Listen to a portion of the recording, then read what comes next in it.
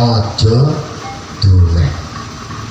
Mergo napa kabeh iki mung titipan. Kabeh niki mung titipan. Termasuk nyawa iki.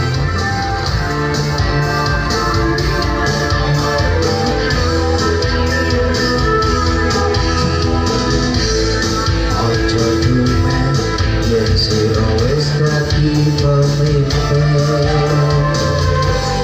Aja duwek yen sira wis dadi pemimpin.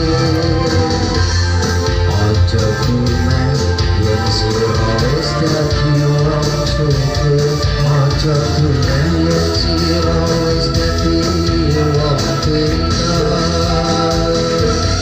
Satemene iku mung titipane sing dewasa. Banjur apa sing sira bisa bangga-banggakno. Kabeh iku bakal lebur bakal seno. Yen wis mati ora bakal katut ditulung. Nanging yen sira bisa ngreksa amanah menika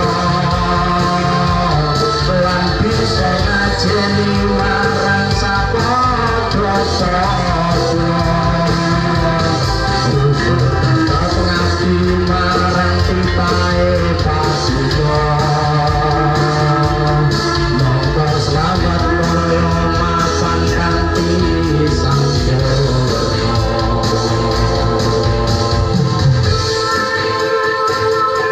Aja duwek.